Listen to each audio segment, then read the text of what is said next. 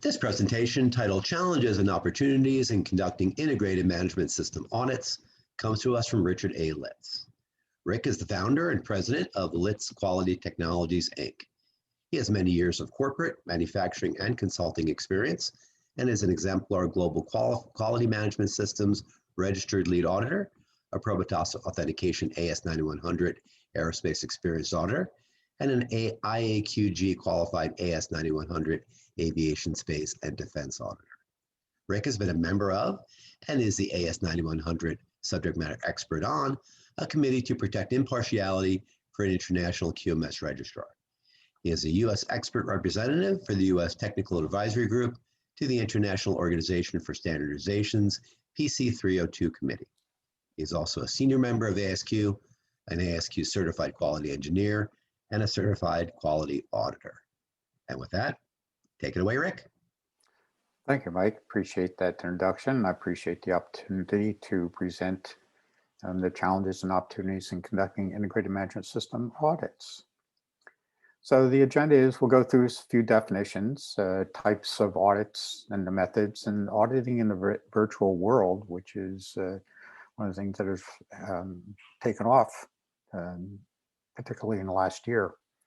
We'll talk about process-based auditing, the types of audits, managing the program, looking at risk and opportunities. And then we'll do an example with an integrated quality management system, a QMS, and environmental management system audit, applying risk-based approach to planning and auditing. We'll look at the principles of auditing and auditors, and then using the ISO 19011-2018 guidelines for auditing management systems and conducting audits. So the definition of management system, and this comes from one of the ISO definitions, a management system is a system to establish policies and objectives and to establish processes to achieve those objectives. So when we talk about a sector management system, it is nothing more than a management system to direct and control an organization with regard to the sector requirements. And we can look at the quality management system as a sector, as well as the environmental management system as a sector. We know that an audit is a systematic, independent, and documented process. It's all about processes. And what we're looking for is obtaining audit evidence and then evaluating it objectively to determine the extent to which the audit information and objectives are fulfilled. There are different types of audits. There is a combined audit, where the approach is when you take two or more management systems of different disciplines and they're audited together. So essentially, if you had three management systems, you'd be doing three essentially separate audits at the same time. But then there's the integrated audit, and this is where the different systems are integrated into one system. So then when you do the audit, you are looking at both systems at the same time, rather than creating and doing individual audits of them. There are different types of audit methods. There's the on-site, which is the face-to-face, and some auditors are more comfortable with doing that type of audit as opposed to virtual auditing, where we're using an online environment, and then remote audits, where you're using technology to gather the information, where you interview the auditees, those that are responsible for carrying out the processes, when face-to-face methods are not possible or desired. And we're seeing more and more of the remote auditing in the past year. So auditing virtual activities and locations using the online environment, you would follow the same audit process to verify the objective evidence. We're looking for our people in an organization following what they're supposed to. And then we want to ensure that when we do this, that appropriate technology requirements are working. So, remote access protocols, conduct technical checks, whether it be with the audio, with the visual, and any other methods that you might be using. We may be using a phone, doing FaceTime, those types of things. And then always having some sort of contingency plan in case of problems such as wireless signal dropping out, those types of things. So the contingency plans are part of this, risk-based thinking and conducting the audits. Auditor competence, want to make sure they've got the technical skills to conduct the virtual activities, and then experience in doing it. And of course, we know that the more audits that you do, and the more experience you gain, the better the audits are. And then we always need to ask permission to take screenshots, share screens, email documents back and forth, and how those documents are handled and controlled. So program risk and opportunities, planning. So we have failure to set the audit objectives and the number of audits. So again, if you're doing a 3 management system integrated audit, you're doing one of the 3 at the same time. The resources are a risk. The time to conduct the audits, the training, setting the schedules up. These can be conducted worldwide. So you have to consider the time differences.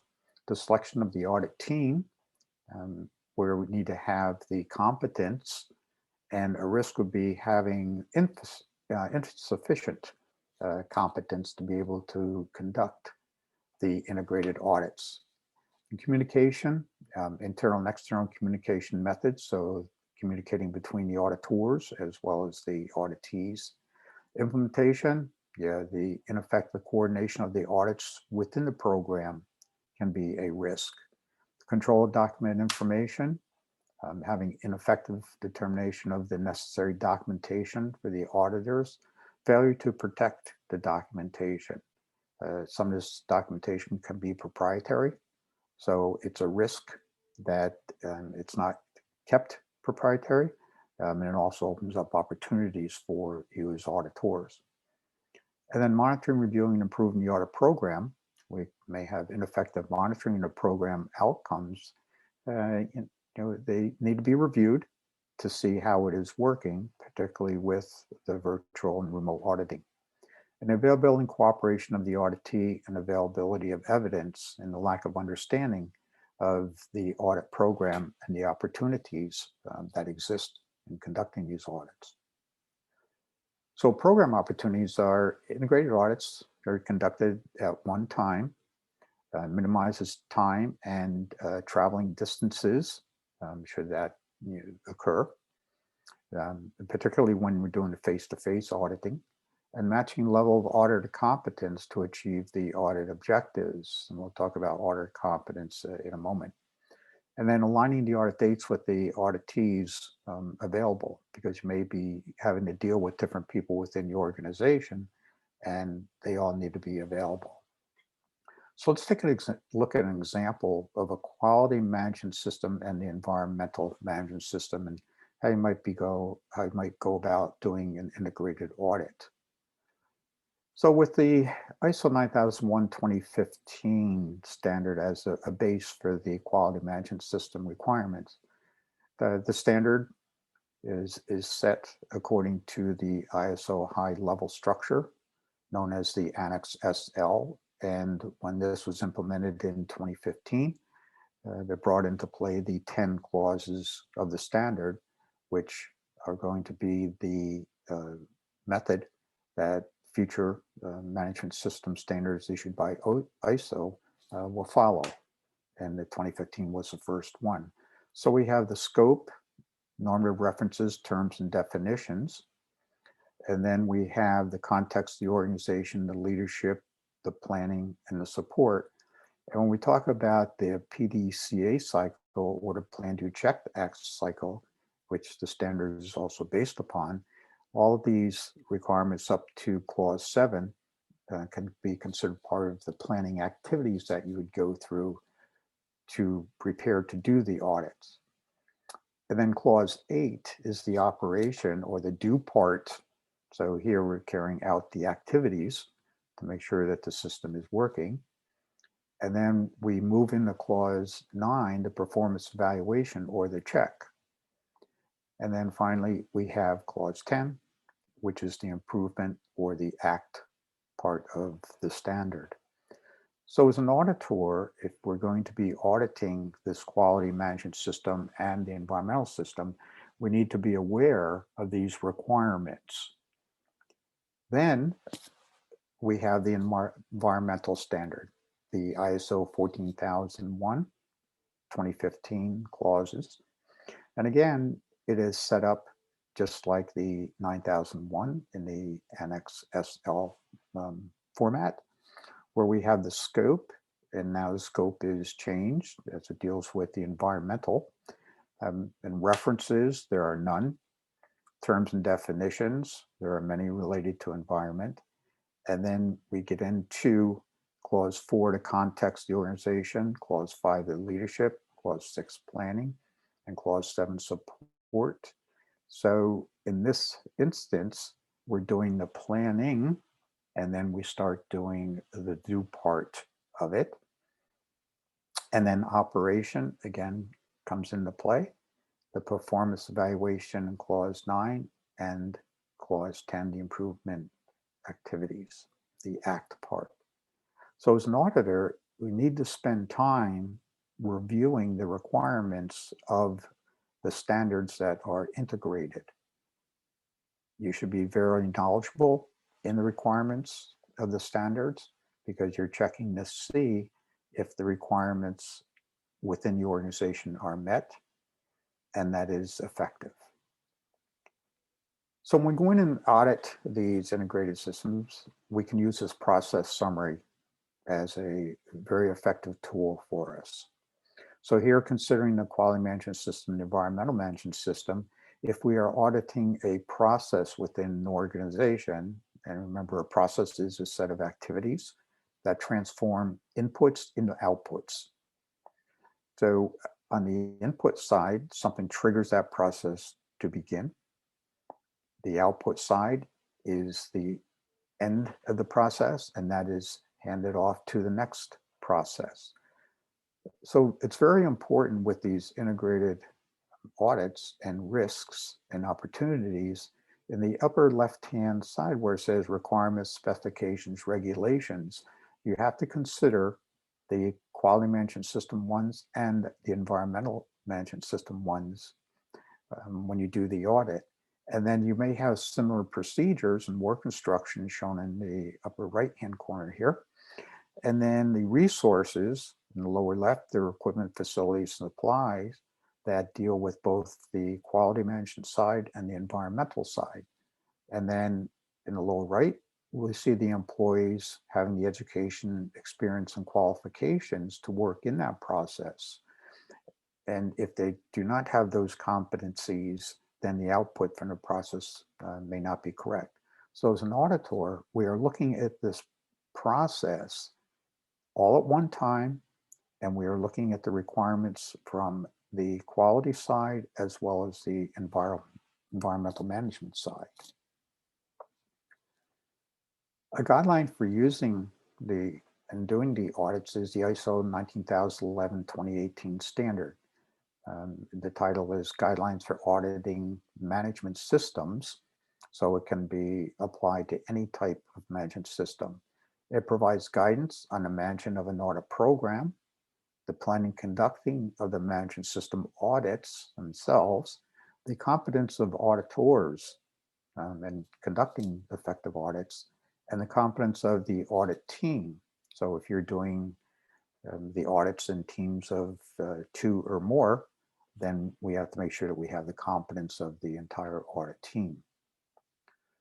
So the risk-based approach to the principles of auditing is risk has an effect of uncertainty.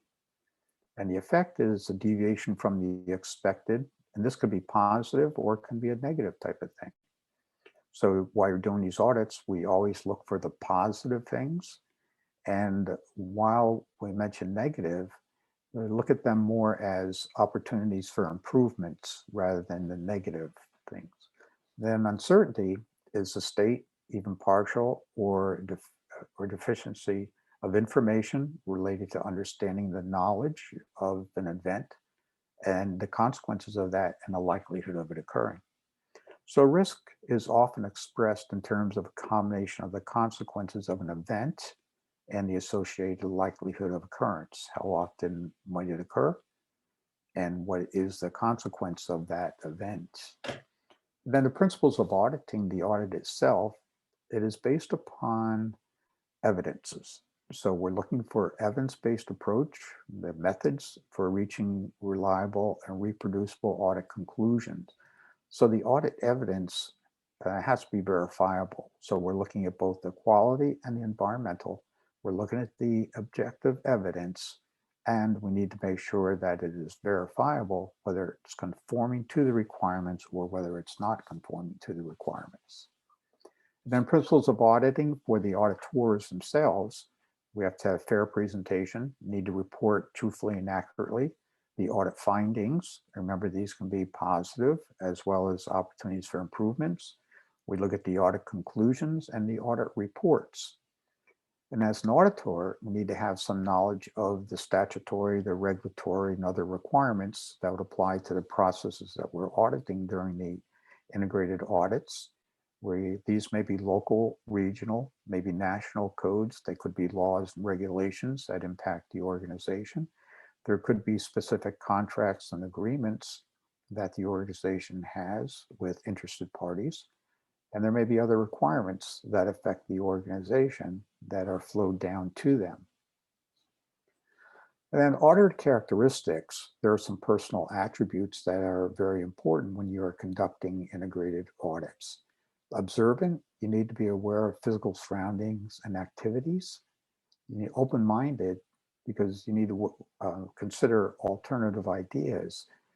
Because with the environmental and the quality, things may be done a little bit differently. So we have to consider how they were integrated within the organization and the understanding of the auditees. Perceptive, need to be aware of, excuse me, perceptive, aware of and able to understand the situations and how quality and environmental requirements are carried out. Need to be decisive, reach timely conclusions based on the reasoning and analysis, because typically you would give the auditees a plan and you need to stay on track. And then self-reliant, you need to act and function independently while interacting with others as you conduct these integrated audits. You need to be collaborative, effectively interacting with others, including audit team members and the auditees, and in particular, when there are more than several auditors participating. The auditing steps that are outlined in the ISO 19011 standard can be looked upon as 6 steps. There's the initiating the audit is step 1. Step 2 is preparing the audit activities. Step 3, conducting the audit activities. Step 4, preparing and distributing the audit report. Step 5, completing the audit. And step 6, conducting audit follow-up. There are risks and opportunities in all of these steps.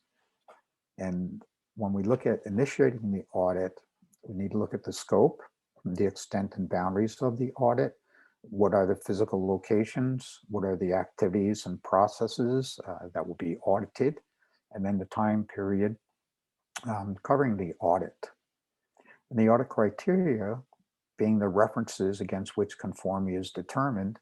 And we're looking at the policies, procedures, there may be work instructions, there are the standards, the ISO standards, the laws, regulations, or other standards.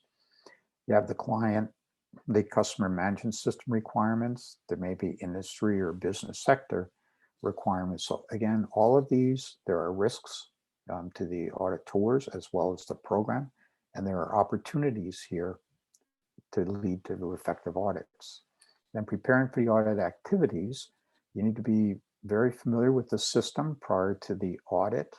You need to be prepared when you begin the audit and have knowledge of the system and the standards for the integrated systems.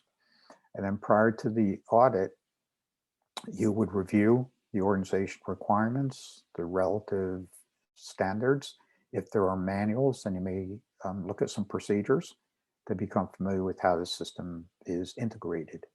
And you want to consider the risks of the audit activities of the processes, and always want to take a look at previous audit reports because they may give us some information about some previous opportunities or some previous risks that were identified. When we do the auditing, essentially we are auditing based upon the PDCA cycle, where we're planning, asking questions, we're observing, we're taking notes, we're checking the evidence, and then we're acting and evaluating the information. So this is a cycle. So once we do this, we can move on to the next process once we are satisfied with all the information that we have gathered regarding the integrated systems. So in summary, challenges and opportunities. There are risks in conducting the integrated audit, the auditor competencies. There's risk and opportunities, having knowledge of how to conduct integrated management system audits. There's a time management, which is very critical in conducting these audits. The writing of reports, there's some challenges or opportunities there. In some instances, you may have a combined report, or you may be writing a separate report for the audit. So there may be a separate report for the quality side, and there may be a separate report for the environmental management side. The methods, whether that be face-to-face, whether it be the virtual or remote auditing. An opportunity is to use the process summaries. As an auditor, you can prepare these, or if the organization has already come up with process summaries, they're very helpful in leading the audit. Having knowledge of the ISO 19011-2018 and use it as a guide for the integrated audits. The more integrated audits you do, the more comfortable you'll be in conducting them. And virtual auditing is being used and will continue to grow into the future. And then there's some references for you to look at. And the challenges and opportunities conducting integrated management system audits. It is, as for an auditor, it is, I'm sorry, we'll have to edit this out. So the challenges and opportunities in conducting integrated management system audits can lead to increased knowledge of the auditors and help improve your competencies in the future.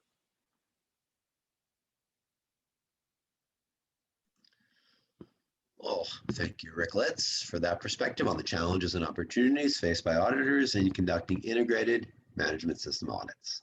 And that concludes this presentation.